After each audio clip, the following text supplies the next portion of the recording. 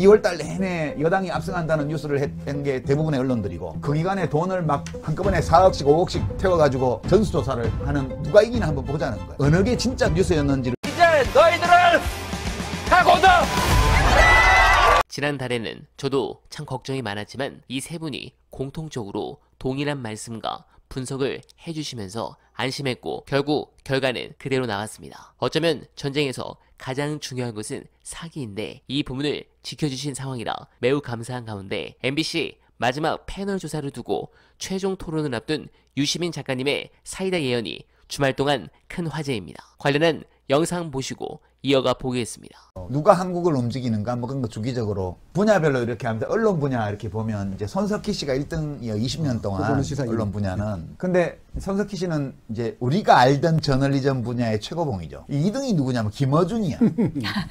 김어준이 저널리스트인가? 아니잖아. 음모론자, 선동가, 저널리스트든 다 그렇게 얘기를 해요. 근데 대중들은 김어준 씨를 저널리스트로 보는 거예요. 김어준이 뭘 하느냐? 이게 뉴스야 라고 말해준 사람이에요. 이게 중요한 정보야 라고 말해준 사람이에요. 그러니까 혁명이 일어나고 있는 거예요. 이 사람이 방송을 만들어 놓고 거기가 민주당 선거운동본부 비슷해. 아니 아침에 막 20만 명씩 봐요. 네, 실시간 접속 네. 20만 명에 하루에 100몇십만 명씩 그걸 보고 있단 말이에요. 그러면 이게 뭐지? 그 김어준 씨는 우리가 알던 저널리즘의 규범 중에 어떤 것은 지키고 어떤 것은 안 지켜요. 네. 절대 공평하지 않아.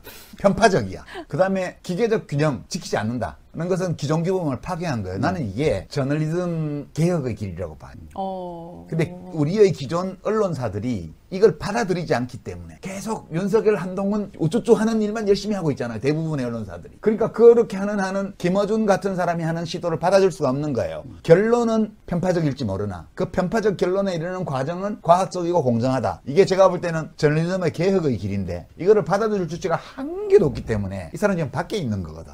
그 누가 이기나 한번 봐요. 이번 총선에서 2월달 내내 여당이 압승한다는 뉴스를 했던 게 대부분의 언론들이고 그 기간에 돈을 막 한꺼번에 4억씩 5억씩 태워가지고 막 권역별 여론조사를 한 선거구에 500명씩 해가지고 막 전수조사를 하는 김원수 씨가 대표니까 누가 이기나 한번 보자는 거예요. 그러니까 어느 게 진짜 뉴스였는지를 지금 대결하는 과정이고 이 과정이 저는 한국 저널리즘의 현황이나 향후의 진로와 관련해서 중대 사건이라고 봐요. 이거. 네, 상당 부분은 동의를 하는데요. 예를 들면 이게 이미 사례가 있었거든요. 네, 굉장히 공감합니다. 완전히 기울어진 수준이 아니라 망가진 정도의 언론 환경으로 민주당은 지속적으로 힘든 선거를 해왔지만 반대로 말씀드리면 저 언론만 제대로 손을 보고 개혁할 수 있다면 민주당의 장기 집권도 어려운 일은 아닐 것이라 생각합니다. 이제 총선이 코앞으로 다가왔습니다. 바둑으로 비교해드리면 끝내기 단계이고 상대는 흑, 우리는 백인데 덤을 제외하고도 팽팽한 상황, 도저히 역전이 불가한 상황인 것은 맞습니다.